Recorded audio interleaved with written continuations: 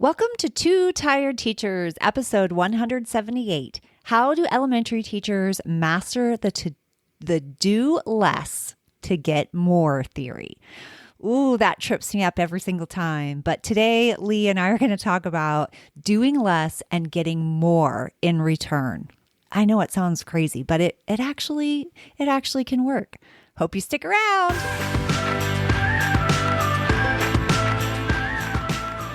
Welcome to One Tired Teacher. And even though she may need a nap, this teacher is ready to wake up and speak her truth about the trials and treasures of teaching. Here she is, wide awake. Wait, she's not asleep right now, is she? She is awake, right? Okay. From Trina Debery Teaching and Learning, your host, Trina Debery. Hey, so we're back, Two Tired Teachers together. Two tired teachers. Like, why are we so happy that we're tired? Like, maybe because it's summer? maybe because the tired isn't the same as the tired that exists at the end and the beginning of the year. Oh my gosh. There is no tired, like teacher tired at the beginning of the school year and definitely at the end. Like that last month of school is like dragging. Oh, I know. It's brutal. And actually, when is this? Okay. So this episode is coming out in July. So everyone will be out of school by then, because I am still shocked that people work all the way till the end of June. That blows my mind. Yeah. But especially because here in Florida, we get out in May. Yes. So we do. Yeah. I'm in Florida too. So we do too. So we start in the beginning of August, but we get out in May. And then people that finish at the end of June don't start until September, which I think, oh man. Do you want me to tap the mic? Which I think, yeah. I'm going to. All right. Okay. I tapped the mic. I got to go get my meds. That's what. Well, let's pause and we'll cut this part. Okay. Well, I'll put it back together. So we'll pause and then I'll put it back together. And actually, I'm going to actually pause. Okay. I'm sorry about that alarm. No, you're fine. Okay. So yeah, everybody should be on summer break. Thank goodness you made it. Enjoy. And I think this episode is perfect for this point in the year because it's going to give you something to think about as you move into back to school time, because there are schools that start like the beginning of August, year-round schools. Yeah. So I think this is such a timely conversation and it's great to have it now, kind of plant the seed so that going into the new school year, you can really be mindful and purposeful about what choices you're making. Yes. For yourself in your classroom. Absolutely. Yes. Because we really want to think about how to do less and get more bang for our buck, basically. Yes.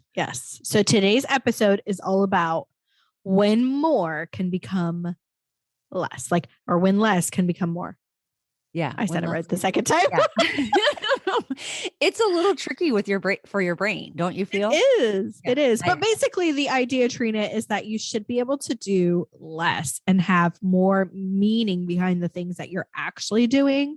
And we're going to be talking about things for yourself that you're going to be doing, but also things that you can do in your classroom that'll kind of minimize your effort, but maximize your impact.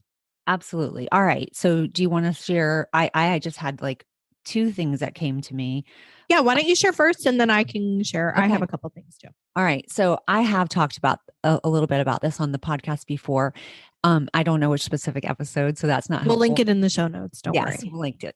But one of the things that I think has really helped me is really knowing when my optimal brain time is.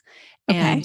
And in life and in the classroom. So if I'm a morning person, if there's any possible way for me to get there a little bit early, or for, pray that I had the first special, which I used to hate when I was in the classroom. But now I'm like, that's my optimal time. So I'm going to try to do tasks that require a lot of thinking at the optimal time, if possible. So that's one of the things that helps me. If you're like a, night person or later, and so you can wait till the end of the day and you're good to go.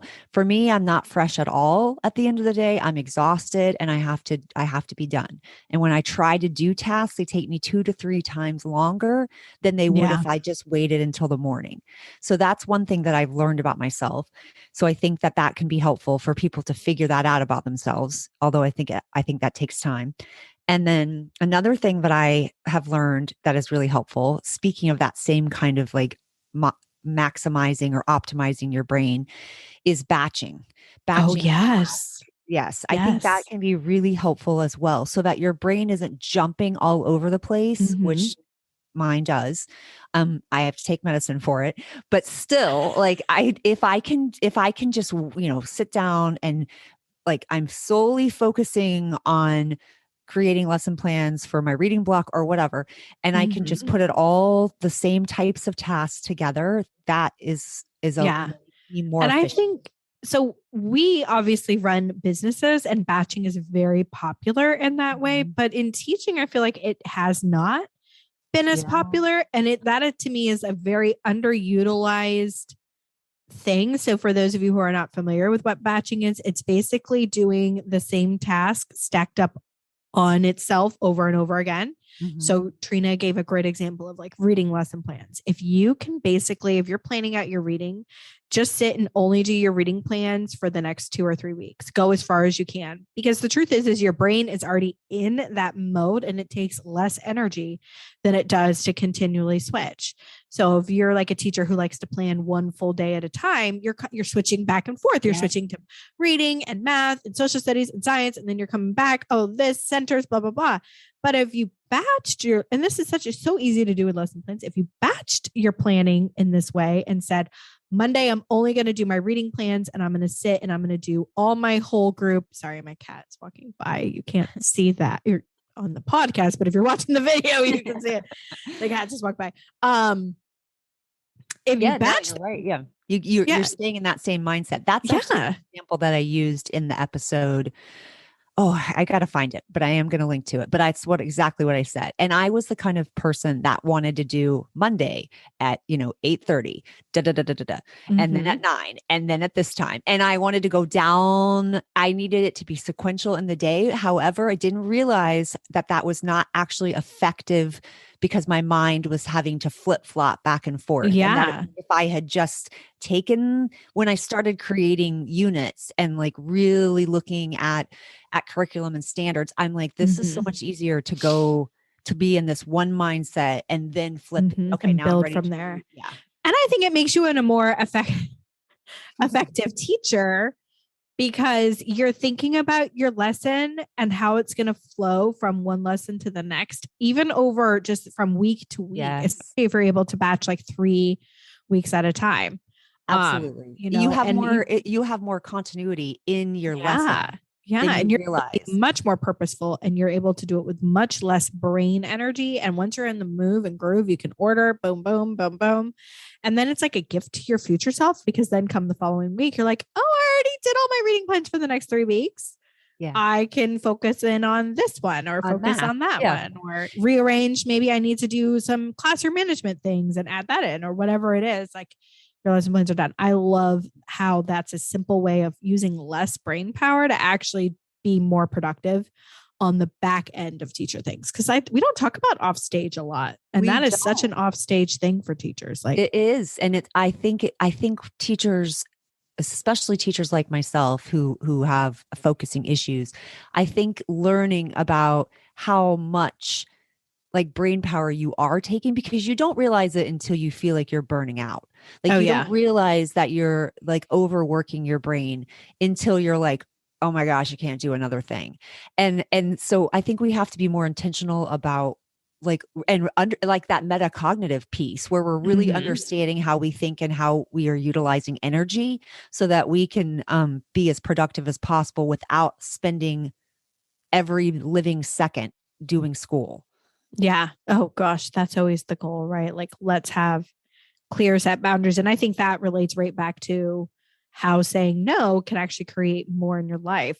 And when you have clear boundaries, the things that you can say no to, because every time you say yes to something, you're saying no to something else, right? If I'm saying yes to taking grading papers home, like we had talked about a few episodes ago. Yes, on episode 176. Yeah. I will link to in the show notes. about setting clear boundaries for yourself. But if you are taking papers home to grade, you're not really, and you're watching TV, you're not really watching that show very well.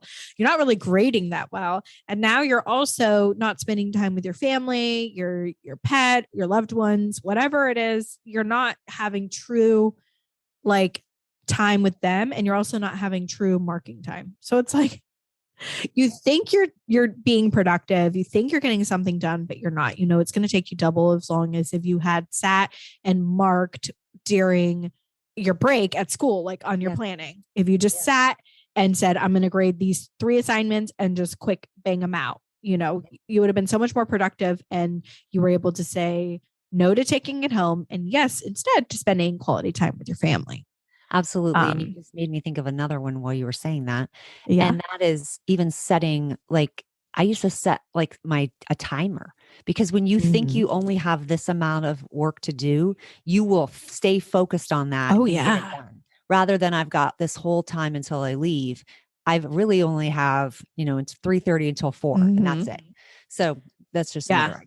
Well, and like as a teacher mom, like having my son in the afternoons, that always kind of helped me be a little more productive with the time that I had, because it was like he could only stay till a certain time, and then that was it. We had to leave. So I would really try to get as much done in that time as I could. So another one that we can focus in on like how doing less is more is what can we as teachers hand off to our students? Yes. I feel like as teachers, we do a lot, right? We are the leaders of the learning in the classroom, but that doesn't mean that we're expected to do everything. I'm a huge proponent of classroom jobs. I think that is a great way to unload some of the things that you don't need a like 4-year degreed person to do, like. Yes. That's there's an easy so way many. Yes. There's so many little things. And that frees you up to be more present for your students. Right. So like I used to do my district required homework. And so one of my classroom jobs was it was a teacher assistant, but really their main job was to check in the homework. Now they didn't grade the homework, but I had a checklist. And it was literally all they would do is they would go through the stack and check off next to the name of the people who turned it in. And that was it. That's all they did. And what was nice about that is I didn't have to go through and see who'd done their homework. You could just I know a lot of people are like, oh, but confidentiality. But it was never an issue because homework in my classroom was not like, you didn't do your homework. I literally just checked it in because it was usually like, hey, I see you didn't do your homework. Is everything okay? And then it would be a nice conversation to have with the student about responsibility, or do we need to change the homework, or do I need to reach out to your parents, or whatever needs to happen. It was never like you're in trouble thing. Yes. But that was such an easy job to hand off. Same thing with like passing back papers. I know we had talked about like mailboxing system. Yes. Like for sure having kids pass back papers. Yeah. Like a postman. Yes. So I had a safety on our evaluation. It had this thing about other students in your class are looking out for the safety of one another. Like it was like a highly, if you got to get highly effective, other students had to say it to each other. I know it's so silly. So I had a safety captain who would who would do a quick scan of the room and make sure that no one left their chair out so someone couldn't trip over it. And, that people had picked up. And it happened during my evaluation. And my principal's like, no one ever gets this one.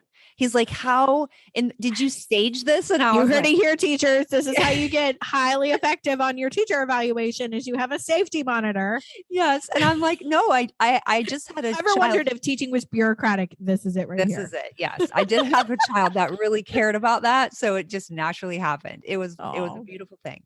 But I think that's great because you're right. Now the teacher doesn't have to be the person who's constantly like, there's someone else you get to unload some of the responsibility. And so classroom jobs too, but also some unloading some of the responsibility in the thinking process too. Yes. Like I see this a lot. Teachers will guide all of the thinking. And I think we don't need to do that always. Sometimes it's okay for the kids to do the thinking. It's okay for them to think on their own thoughts.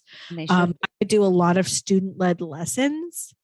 where the kids Yes. would actually lead each other in the discussion. Obviously, this is highly modeled. This wasn't just like, today you're going to teach yourself. No, Yeah. it was highly modeled. But I Absolutely. realized like Takes me a lot of training. unloading that responsibility onto my students, number one, they grew so much more. But number two, it freed me to do what I needed to do best, which was to spot check, correct, and actually make sure like learning was being pushed forward. Yeah. So I think that's an easy one that we can say, like, let's do less about me doing the actual teaching and Yes. more about the student doing the Doing learning these jobs. and No, the I deep agree. work. Do you have jobs in your store by chance? Classroom jobs? I Yeah. do. Yeah. I think. We'll link to Did I that. ever post that? I do too. I think I do too. I at least did in the media center, but I know I had them in my classroom. So I'm pretty sure I do too. We'll link to those in the show notes. Yeah. I'm okay. I know for sure. I have like a whole poster. I could pull it up. Like if you're watching this, you can see I have it. So I know that but I'm not sure if I actually like made it to the store, but I think maybe I did. I know. I think mine did because I had like a little application. Kids applied for jobs. And I love that. Yeah, that for the older grades is great.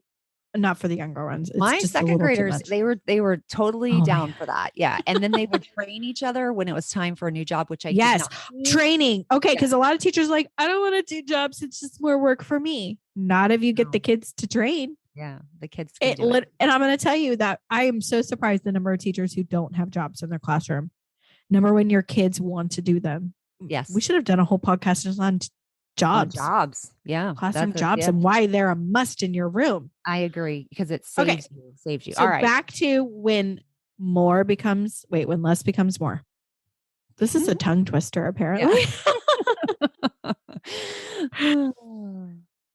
Did you have any other suggestions on that? One of them for me is integrating your content. Like sometimes that feels like, because when we think, especially as primary teachers, when we think about having to fill in, like, how are we going to teach science and social studies in the 20 minutes we have? It's what it feels 20 like. minutes. That's like luxury. I know it is luxury. And I really am a firm believer in makerspace and STEM and hands-on science. Mm-hmm. But in order to have any time to do that, I feel like I have to take the informational text from science or social studies, and I've got to integrate it in my reading block. We have informational text standards we have to cover. Why do we have to pick random nonfiction books? Let's actually pick books that we're supposed to be talking about in science or social studies. Yeah. And I feel like it's like, what is that? Killing one bird with two stones or whatever. 2 birds, 1 stone. 2 birds, 1 stone. Yeah. If you're using 2 stones, it's too much effort. All right. 1 stone, 2 birds. Although I don't like the idea of killing birds, but anyway, killing 2 birds with 1 stone. I do think it's a bang for your buck. And then it also frees up a little bit of your time to do some hands-on, because I want to make sure that hands-on is an important part of my classroom. Yeah. I also think there's like routines and rituals that maybe even if you did them for years and years, it's okay to say no to things that are no longer serving you in the classroom. If they're taking, like, do you have emotional space to do them? Like right now, I know like a huge thing is these massive classroom transformations. And I know as a teacher, you feel the pressure to want to do them. And maybe every year you always would flip your classroom for your Arctic unit or something, and you feel the pressure to do it. If it is not serving you in that moment, like if you don't have the emotional energy or emotional space, it's okay to say no to that and say yes instead to maybe pulling some, really great tech, books that the students are going to read, or maybe instead have them do a research project. Or it's okay to say no to the over the top things so that you can really just lean into the lesson and you are still a good teacher. That's not to say like, if it's in your heart to do a classroom transformation, go dog, go. Yeah. Like, we don't. Yeah. I'm not here to tell you what to do and not to. I'm just saying, ask yourself, am I truly up? Trade-off. It's definitely a trade-off. So what am I trading? And I would rather let go of homework and do our class transformation. Can we just like do that? Like that's how we're gonna end that episode, right? Like just say no to homework. Yes. Well, there's tons of research to back up how it is Yes. not effective, especially in Yes. elementary school. So you can just print it out and give that to your parents. Oh Because yeah. that's Actually, I where wrote a had the blog post. They trouble. could print it out. In the blog post, it literally talks about how homework in the elementary school levels is actually ineffective in what the purpose is, All right. because We'll put a most link to students that do it too. on their own. Yes. But then, like, Yeah. it does help in middle and high. So, because they need to do it on their own. They So, do need but to do on their own, but there's yeah. still, if you keep reading, there's some things that say we're not even sure if that's that helpful. I think that Oh, we're yeah. overloading kids. We're not teaching kids work-life Mhm. balance. We're No. not showing them that they can have anything outside of school. Like, what about sports? What about jobs? What about, Oh, dance? Like, okay, I don't yeah. want to get on If that the tangent. homework All is right. there. Okay, so I think we've got some good things of ways that you Yeah. can do more with less. Is that right? Yes, we got it right. And I think Yeah. this is the lens that going into this next school year, teachers need. I agree. So, tired teachers that are listening to this podcast, if you want to avoid burnout, this can be an easy lens for you to put on and just say, what can I do less of this school year? What can I do less of so that I can feel like there's more happening without actually having to put in the effort? And it could be simple little changes that you make that'll, like Trina said, with just changes in your schedule on how your work productivity is, to really could make a huge difference for you this school year. Yeah. All right. So let's do a few rapid questions and then we Oh, will wrap yes. it up. Yes. Okay. All right. So I have one. Okay. When you're not working, how do you like to spend your time? Oh, I work a lot. Yeah. Me too. When I'm not working, I love reading. And and it's funny because I was a late bloomer when it came to reading. I taught myself how to read in second grade. That's an Wow. interesting story Yeah, to talk about, like a teacher lens on that one. But anyway, but I love reading, and I especially love like British, basically like romance novels, but they're more like romantic comedy, but like in book form. Like That's those, I awesome. can devour like 2 of those a week. I love those. Like light, not really a tough subject, kind of like a Hallmark movie in a book, but also takes place in London. I London. do too. I like British. That's funny. I like that as well. I like really light fiction right now because everything feels dark and heavy. And Yes. also I'm Yes. addicted to Ozark. Oh, Oh and it's no. so dark and intense. And I'm No, I like, can't. what am I doing to my brain? But it's so good. And I'm only on season 2. And by the time this comes out, I might have already watched all of them. I Probably. finally have caught up with the world because I'm watching it at a very high pace. So yeah, right. I'll be reading. What about you? What do you do on your off time? Well, I do really enjoy working out. I know that sounds Mhm. crazy, but I really think it's good for my Oh, mental I health. get it. I work Yeah. out every morning. We text each other about working out every morning. That's right. I really enjoy that. I also love reading and I like to build things. So I know people. Why can't is that see- answer not surprising to me? Yeah, At all? I know people can't see my background, but like the shelves behind me, I built those. I shiplaped that wall. I had a desk that I built, but I have changed it to a standing desk. It's so great. But I loved that desk. It was so pretty. And yeah, I just really I have a bunch of tools and saws in my garage. I have a Love that. makerspace in my garage. And yes, I have created my own makerspace in my garage and I love it. So that's what I like to do.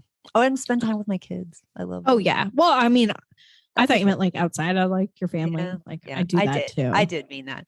All right, your turn. Um. Or Ooh.